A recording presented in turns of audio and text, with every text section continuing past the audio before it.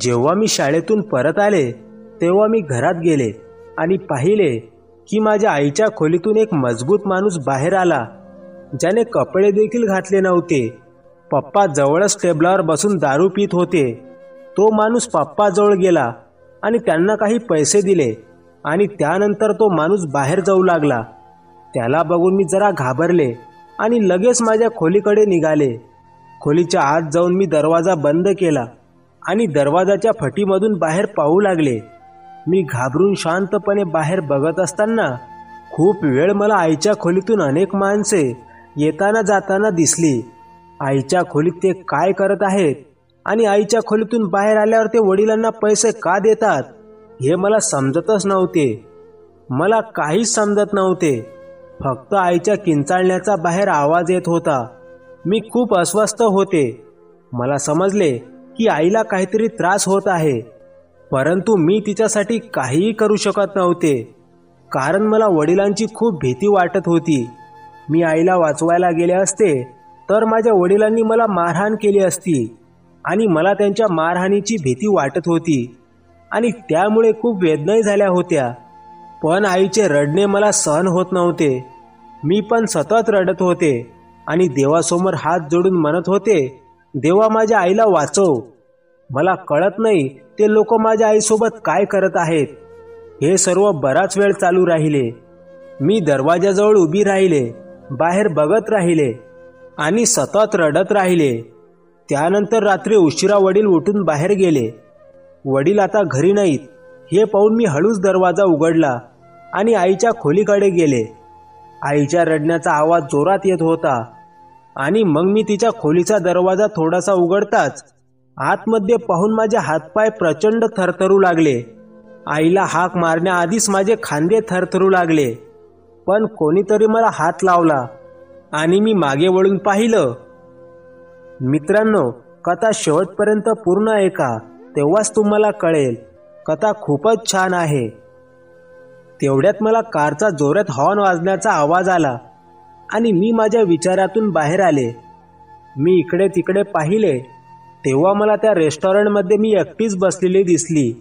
माझ्या डोळ्यातून अश्रू वाहत होते आणि माझ्या अर्ध्या जळलेल्या डायरीची उरलेली 3 पाने वाऱ्यात फडफडत होती. माझा तो काळोख भूतकाळ त्या 3 पानांमध्ये सामावलेला होता, जो मी पुन्हा पुन्हा वाचून रडत असे. आज इतक्या वर्षानंतर मी माझ्या भूतकाळापासून खूप दूर आले आहे, पण तरीही माझा भूतकाळ मला सोडत नाही. आजही तो माझ्या सोबत आहे. मी ताबडतोब माझ्या कॉफीचे पैसे दिले आणि टॅक्सीत बसले आणि थेट घरी गेले. मी घराचा दरवाजा उघडताच माझी मावशी आतुरतेने माझी वाट पाहत होती. मला पाहताच ती म्हणू लागली, काजल तू कुठे गेली होतीस? मी इतके वेळापासून तुझी वाट पाहत आहे. मी तिच्या जवळ गेले आणि तिला हळूच मिठी मारली आणि म्हणाले, मावशी मी तुला सांगितले होते की जेवणाला माझी वाट पाहू नकोस. जेव्हा जेव्हा तुला भूक लागते तेव्हा जेवण करत जा. तिने माझ्या डोळ्यांकडे काळजीपूर्वक पाहिले आणि म्हणाली, आज पण तू रडलीस ना? मी तुला किती वेळा सांगितलं आहे की ते सर्व विसरून जा, पण तू माझे ऐकत नाहीस. मी म्हटलं, अरे नाही, तसं काही नाही. ती म्हणाली, ठीक आहे, आता तू माझ्यापासून लपवत पण आहे. मी तुला किती वेळा सांगितले तुझी ती डायरी फेकून दे, पण तुला समजले नाही.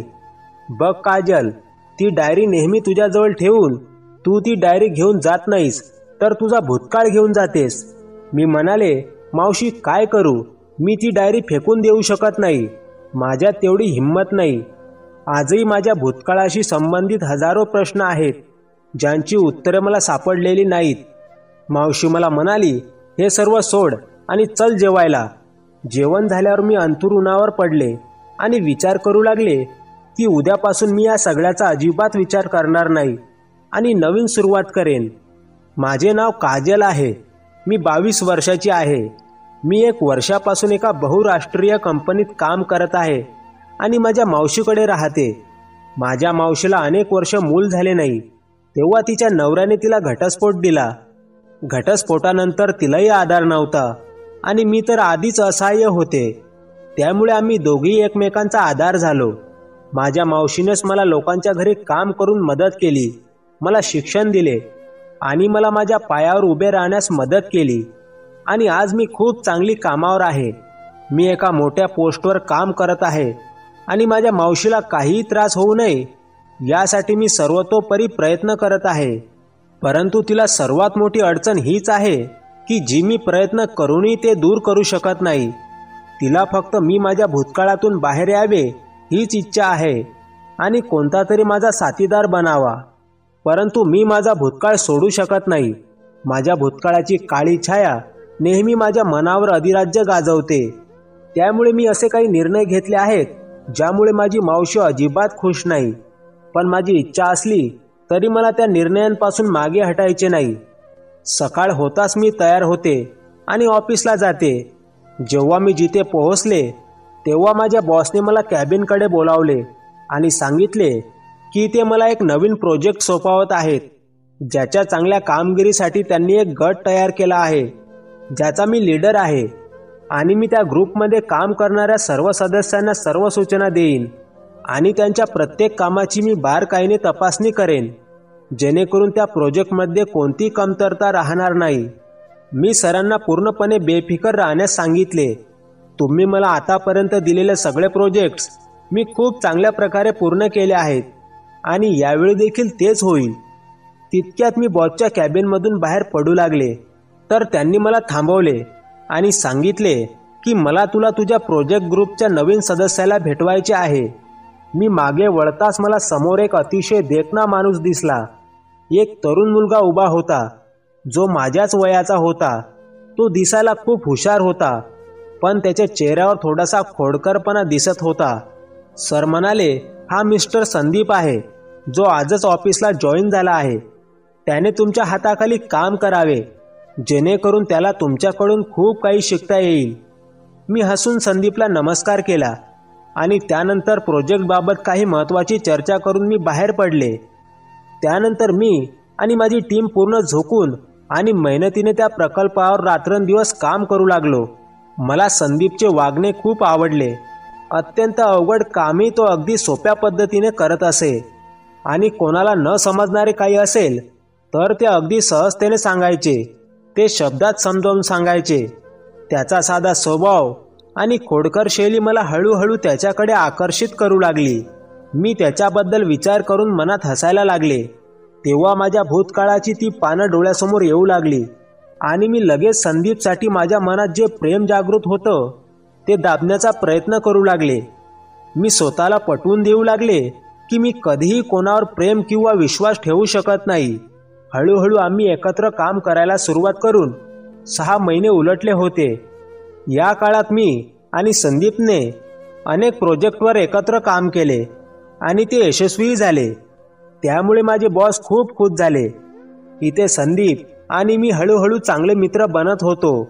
मला फक्त त्याच्यापासून शक्य तितके दूर राहायचे होते, कारण मी त्याच्याजवळ राहिले तर माझ्या मनात त्याच्याबद्दलची प्रेमाची भावना वाढू लागली. पण तो मला त्याच्यापासून दूर राहू देत नव्हता. काही दिवसांनी बॉसच्या लग्नाचा वाढदिवस आला. तेव्हा त्यांनी आम्हा सर्वांना त्यांच्या पार्टीला बोलावले. आम्ही सर्वजण संध्याकाळी उत्साहासाठी त्यांच्या पार्टीला पोहोचलो. पण त्यांच्या पार्टीमध्ये आम्हाला काय सरप्राईज मिळणार आहे हे आमच्यापैकी कोणालाच माहीत नव्हते. त्याला पाहून आपल्या सगळ्यांनाच आश्चर्य वाटेल. सरांनी केक कापून बायकोला खाऊ घातला आणि त्यानंतर दुसरा तुकडा कापून त्यांनी ज्याला खाऊ घातला तेव्हा आमच्या मनात अनेक प्रश्न येऊ लागले. खरं तर सरांनी तो दुसरा तुकडा कापून संदीपला खायला दिला. आम्ही सगळे एकमेकांकडे प्रश्नार्थक नजरेने बघू लागलो, तर कधी संदीपकडे. तेवढ्यात त्याच पार्टीत आलेले एक काका संदीपच्या दिशेने पुढे आले आणि त्यांच्या खांद्यावर थोपटले आणि बॉसकडे पाहून म्हणाले, तुमचा मुलगा आता खूप सक्षम झाला आहे. हा तुमच्या व्यवसायाला तुमच्यापेक्षा पुढे नेईल. हे ऐकून आम्हा सर्वांची तोंडे आश्चर्याने उघडली. आम्ही सगळे म्हणत होतो की संदीप हा बॉसचा मुलगा आहे. तेव्हा शेजारी उभ्या असलेल्या एका मावशीने हे ऐकले. तेव्हा त्या म्हणाल्या, तुम्हाला माहीत नाही का, हा श्री सुधीर वारे यांचा एकुलता एक मुलगा संदीप वारे आहे, जो वर्षभरापूर्वी लंडनहून शिकून इथे आला होता. आम्हा सर्वांच्या आश्चर्याला सीमा नव्हती. आमच्या बॉसचा मुलगा एवढा डाऊन टू अर्थ माणूस असेल याची आम्ही कल्पनाही करू शकत नव्हतो. इतके महिने तो आमच्यासोबत काम करत होता, पण तो इतका श्रीमंत माणूस आहे आणि ही कंपनी त्याचीच आहे असे आमच्यापैकी कोणालाच वाटले नाही.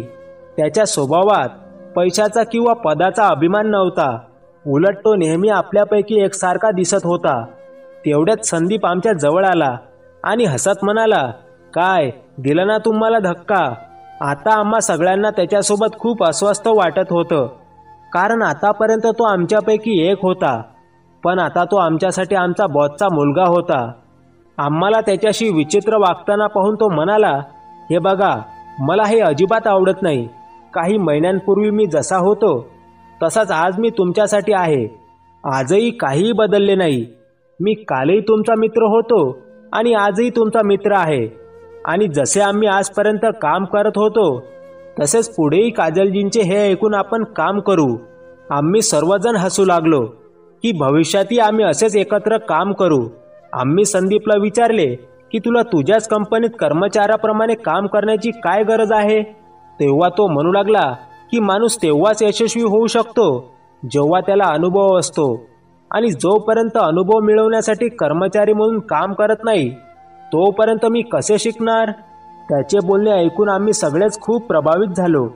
घरी परतल्यावर संदीपबद्दल माझ्या मनात असलेले प्रेम आणि आदर अजूनच वाढला होता. संदीप सारखी माणसे या जगात आहेत का, असा प्रश्न मला पुन्हा पडत होता. नाहीतर असे काही लोक आहेत की ज्यांच्याजवळ 4 पैसे आले तरी ते समोरच्या व्यक्तीला त्याच्या पायाने चिरडण्याचा प्रयत्न करू लागतात.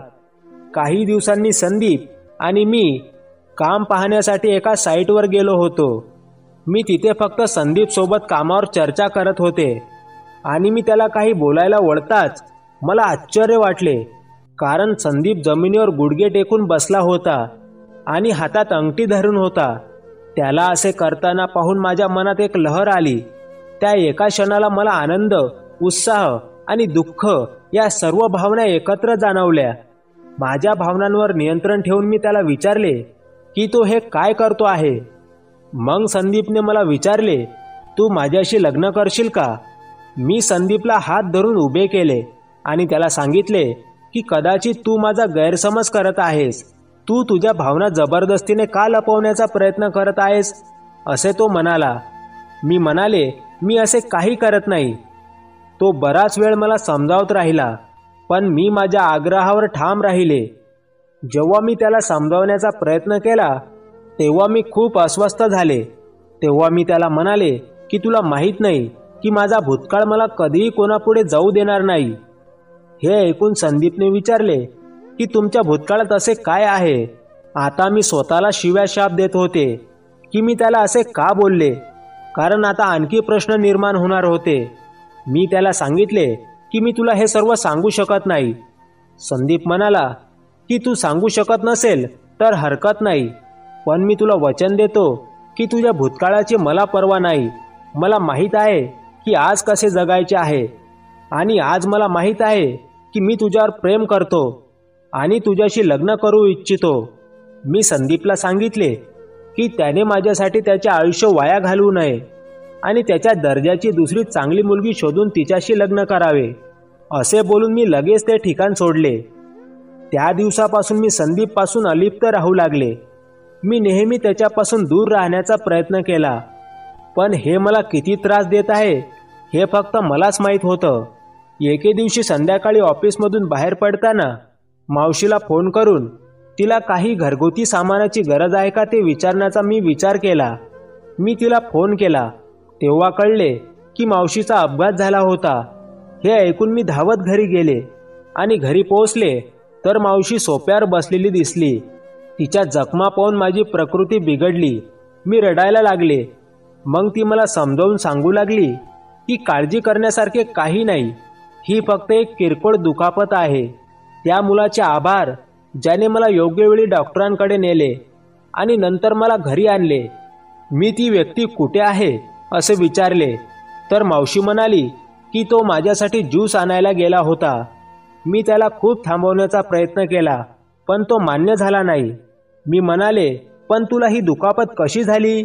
मग ती म्हणाली की मी भाजी घेऊन जात होती, पण तेवढ्यात अचानक एक बाईक स्वार माझ्या जवळून खूप वेगाने गेला आणि माझ्या साडीचा पल्लू त्याच्या बाईकवर कुठेतरी अडकला.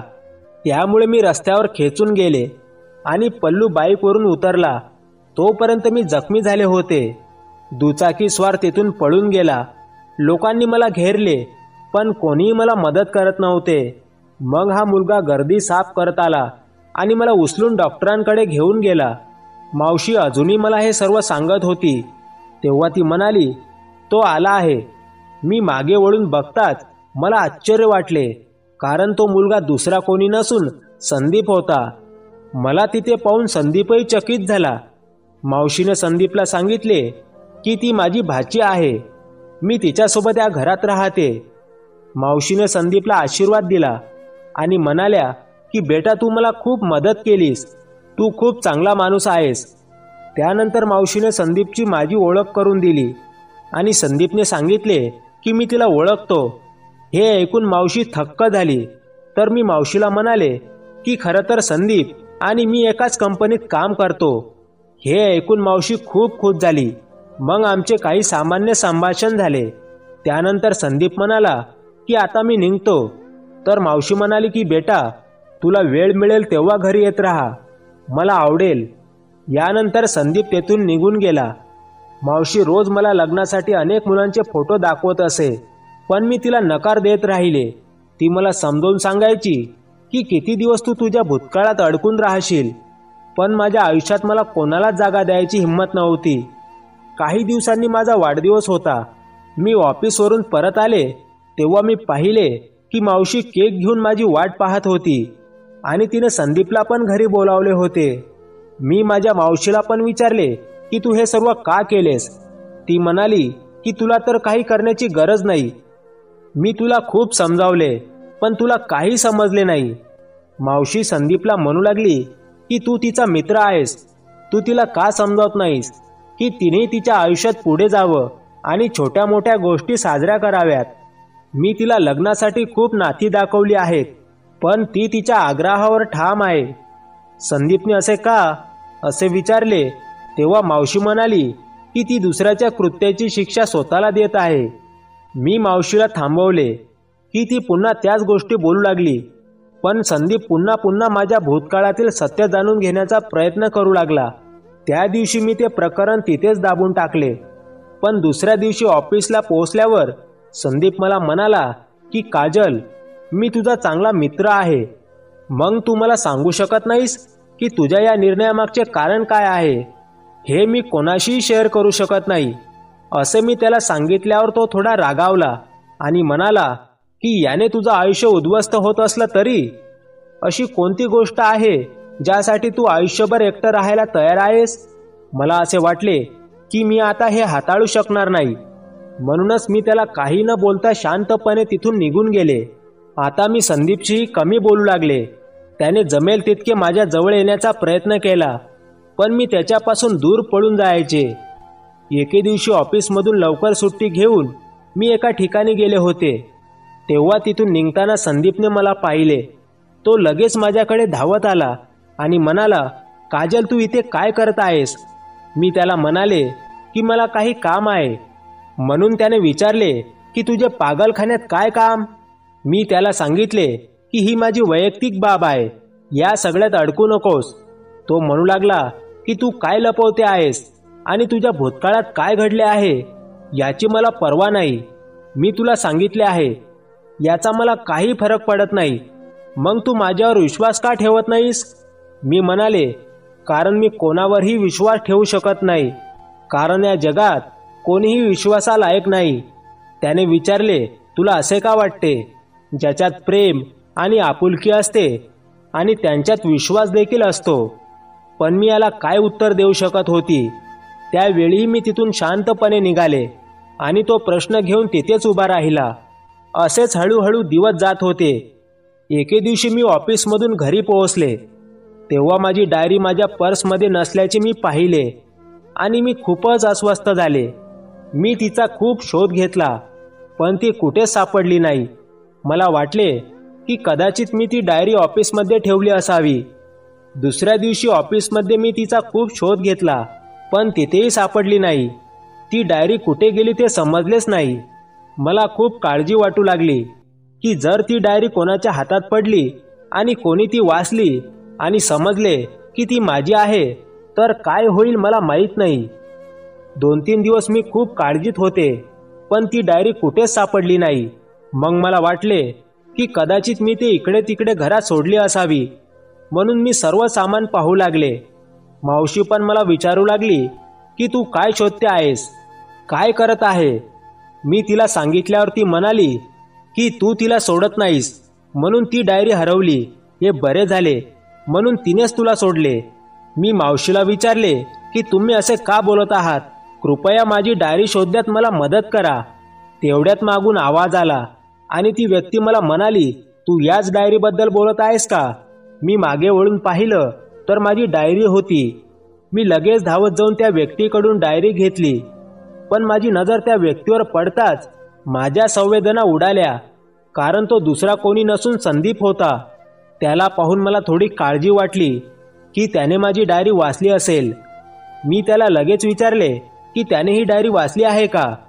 मग त्याने नकारार्थी मान हलवली आणि म्हणाला की नाही, पण आता मला तुझ्याकडून जाणून घ्यायचे आहे की या डायरीत असे काय आहे ज्याच्यासाठी तू खूप काळजीत आहेस. मी पण तुला ऑफिसमध्ये ही डायरी शोधताना पाहिलं होतं आणि जेव्हा मला ती सापडली तेव्हा मी तुला ती द्यायला आलो होतो, पण इथे मी तुला खूप काळजीत असल्याचं पाहिलं. त्यात कोणतं रहस्य दडलं आहे ज्यामुळे तू काळजीत होतीस. मला संदीपचा राग आला आणि मी त्याच्यावर ओरडले. मी त्याला म्हणाली, तुला या सगळ्याचं काय देणं घेणं आहे आणि तू इथून निघून जा. माझे असे बोलणे ऐकून मावशी माझ्यावर रागावू लागल्या की मी संदीपशी असे कसे बोलू शकते. मग संदीप म्हणाला की मावशी, तिला माझ्याशी असे बोलण्याचा पूर्ण अधिकार आहे, कारण ती माझ्यावर प्रेम करते. हे ऐकून मी आणि मावशी दोघेही हैराण झालो. हे ऐकून मावशी खूप खुश झाली, म्हणून मी तिला समजावले की असे काही नाही.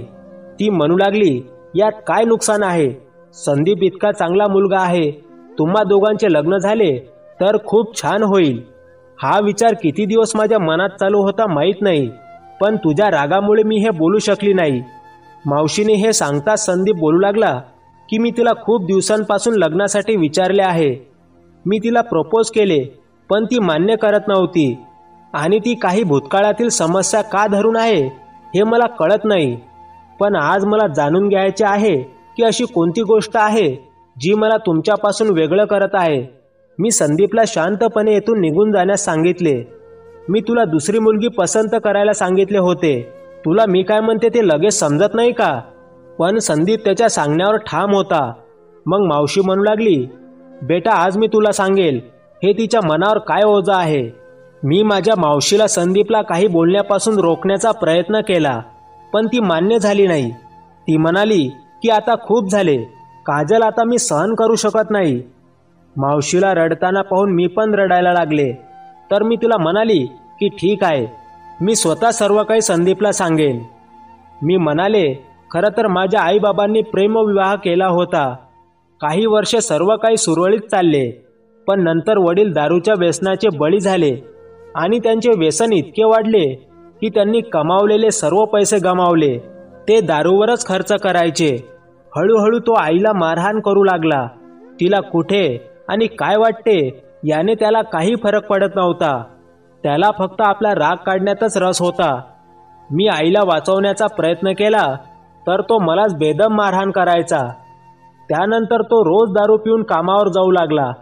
त्यामुळे त्याला नोकरीवरून काढून टाकण्यात आले. आता त्याच्याकडे दारू पिण्यासाठी पैसे नव्हते, म्हणून त्याने घरातील वस्तू आणि आईचे दागिने विकायला सुरुवात केली. जेव्हा जेव्हा आई हे सर्व करण्यास नकार देत असे तेव्हा वडील तिला खूप मारायचे. दारूच्या नशेत असताना एके दिवशी पप्पांचे बाहेर कोणाशी तरी भांडण झाले आणि पप्पा काही काळ तुरुंगात गेले. त्या दिवसात मी आणि आई खूप शांततेत राहत होतो.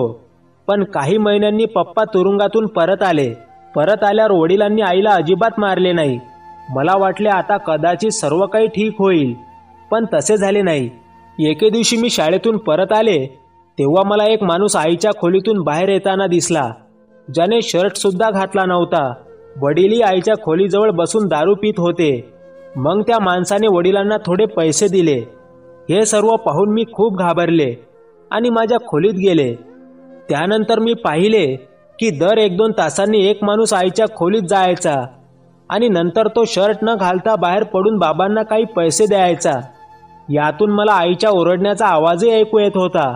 काय होते ते समजत नव्हतं. अशा प्रकारे संपूर्ण दिवस हळूहळू गेला आणि रात्र झाली की वडील बाहेर गेले. आई बरी आहे की नाही हे बघण्यासाठी एकदा आईच्या खोलीत जावं असं मला वाटलं. पण आत डोकवायला मी आईच्या खोलीचा दरवाजा उघडताच कोणाचा तरी हात माझ्या खांद्यावर पडला आणि मी घाबरले आणि मागे वळून पाहिलं तर ते दुसरं कोणी नाही तर पप्पा होते. त्याने ताबडतोब मला खोलीतून हाकलून दिले आणि मला ओरडले की जा आणि शांतपणे रात्रीचे जेवण बनव. मी तिथून निघाले आणि बरेच दिवस असेच चालू राहिले. मी जेव्हा कधी शाळेतून परतायचे तेव्हा मला आईच्या खोलीत अनेक माणसे येताना दिसायची आणि मला फक्त आईच्या किंचाळ्या ऐकू येत होत्या. पप्पा मला आईला भेटू देत नव्हते. पण एके दिवशी जेव्हा मला संधी मिळाली आणि मी आईच्या खोलीत डोकावले तेव्हा माझा आत्मा हादरला. कारण आत एक माणूस आईसोबत चुकीचे काम करत होता आणि तिला खूप त्रास देत होता. हे पाहून माझे हातपाय सुजले. माझे वडील माझ्या आईचे इतके वाईट करू शकतात याची मी कल्पनाही करू शकत नव्हते. मी माझ्या वडिलांचा तिरस्कार करू लागले. मला त्याला मारावेसे वाटले पण त्याच्याशी लढण्याचे धाडस माझ्यात नव्हते. त्यावेळी मला माझ्या आईला कोणत्याही प्रकारे वाचवायचे होते. म्हणून मी शेजारच्या मावशीच्या घरी गेले आणि आजोबांना फोन करून सर्व प्रकार सांगितला. दुसऱ्या दिवशी माझे आजोबा पोलिसांना घेऊन आले. पोलिसांनी वडिलांना पकडून त्यांच्यासोबत नेले. त्यानंतर आम्ही ताबडतोब आईच्या खोलीत तिला त्या नरकातून मुक्त करण्यासाठी आत गेलो. पण आत जाऊन आईची अवस्था पाहिल्यावर आम्ही सर्वांचे भान हरपले. आई पूर्णपणे वेडी झाली होती. ती आम्हाला पाहून वाईट रीतीने ओरडू लागली. आम्ही तिला इजा करणार आहोत असे तिला वाटू लागले. नानाजींना तिला मिठी मारली आणि मी तुझा बाप आहे असे अनेक वेळा सांगितले. पण तिचा संयम सुटला होता. ती आमच्यापैकी कोणालाच ओळखू शकली नाही. आईला काय झाले म्हणून मी आणि आजोबा वेदनेने रडत होतो. जेव्हा आम्ही पाहिले की आईची प्रकृती अजिबात सुधारत नाही तेव्हा नानाजींना तिला मानसिक संस्थेत पाठवणे भाग पडले. नानाजींनी मला त्यांच्यासोबत घरी आणले. पण त्यांच्या मुलीच्या स्थितीमुळे त्यांना खूप मोठा धक्का बसला जो त्यांना सहन झाला नाही आणि काही दिवसांनी त्यांचे हृदयविकाराच्या झटक्याने निधन झाले. माझ्या आजोबांच्या निधनानंतर मी पूर्णपणे असहाय्य झाले होते आणि माझ्या मावशीचा पण घटस्फोट झाला होता. त्यामुळे आता या जगात तिचे कोणीच उरले नव्हते. त्यामुळे मावशीने मला तिच्याकडे ठेवायला सुरुवात केली आणि आम्ही दोघे एकमेकांचा आधार झालो. त्या दिवशी तू मला विचारत होतास की मी तिथे पागलखान्यात काय करायला आले आहे. म्हणून त्या दिवशी मी आईला भेटायला गेले होते. मी आठवड्यातून एकदा आईला भेटायला जाते आणि तिची अवस्था बघून मला वाटतं एक आग जळू लागते की मला माझ्या आयुष्यात कोणाचाही समावेश करायचा नाही. कधीही कोणावर विश्वास ठेवू नको. माझ्या आईचे माझ्या वडिलांवर खूप प्रेम होते. तिचा त्याच्यावर खूप विश्वास होता. पण माझ्या वडिलांनी माझ्या आईशी जे केले ते कोणीही शत्रूही करू शकत नाही. माझ्या वडिलांनी माझ्या आईची फसवणूक केली होती. म्हणूनच आता मी इच्छा असूनही कोणावर विश्वास ठेवू शकत नाही. आणि हे माझ्या भूतकाळातील काळे सत्य आहे जे कळल्यानंतर माझा हात कोणी धरणार नाही. म्हणूनच मी आयुष्यभर एकटी राहण्याचा निर्णय घेतला आहे असे म्हणत मी रडायला लागले आणि संदीपने मला मिठी मारली. तो म्हणाला, तुझा बाप फसवा निघाला तर सारे जगही असेच असेल असे का तुला का वाटते? तसं काही नाही. माझं तुझ्यावर प्रेम आहे आणि मी तुला फसवण्याचे स्वप्नही पाहू शकत नाही. या जगात वाईट लोक असतील तर चांगलेही लोक आहेत. जर एखाद्या व्यक्तीने कोणाची फसवणूक केली तर याचा अर्थ असा नाही की प्रत्येकजण फसवणूक करणारा असेल. एकदा तू माझ्यावर विश्वास ठेवलास की मी तुला कधीही दुखावणार नाही असे वचन देतो. मी संदीपला विचारले की माझ्या भूतकाळातील सत्य जाणून घेतल्यानंतरही तुझ्या घरचे मला स्वीकारतील का? संदीपने पूर्ण आत्मविश्वासाने सांगितले की माझ्या आईवडिलांसाठी माझ्या आनंदापेक्षा मोठे दुसरे काहीही नाही. जेव्हा मी त्यांना सांगेल की मी तुझ्यावर प्रेम करतो आणि फक्त तुझ्यासोबतच आनंदी राहीन तेव्हा तुझा भूतकाळ काही असला तरी त्यांना काही फरक पडत नाही. त्याच दिवशी संध्याकाळी संदीपने माझ्याबद्दल सर्व काही त्याच्या आईवडिलांना सांगितले आणि संदीपने सांगितल्याप्रमाणेच घडले. दुसऱ्याच दिवशी संदीप त्याच्या आई वडिलांसह शगुन घेऊन माझ्या घरी आला आणि आमच्या लग्नाची तारीखही ठरली. संदीपला मिळवून मला खूप आनंद झाला आणि काही दिवसांनी मी त्याच्याशी लग्न केले. माझ्या मावशीचे या जगात कोणीच नव्हते, त्यामुळे लग्नानंतर मला तिची थोडी काळजी वाटत होती. पण संदीपने ती काळजीही दूर केली, कारण त्यांनी तिला आमच्या घरी आणले. मी सुद्धा आता माझा भूतकाळ विसरून संदीप सोबत नवीन आयुष्याला सुरुवात केली होती. फक्त माझ्या आईची स्थिती पाहून मला तिच्याबद्दल वाईट वाटायचे की काश ती सुद्धा ठीक झाली असती आणि पाहिले असते की तिच्या मुलीला खरोखरच तिच्यावर प्रेम करणारा कोणीतरी सापडला आहे. तर मित्रांनो, कशी वाटली कथा कमेंट करून नक्की सांगा. आणि कथा आवडली असेल तर व्हिडिओला लाईक करा आणि चॅनलला प्लीज सबस्क्राईब करा. तुमच्या सहकार्याची खूप गरज आहे. शेवटपर्यंत कथा बघितल्याबद्दल तुमचे मनापासून खूप खूप आभार. पुन्हा भेटू नवीन कथेसह. धन्यवाद.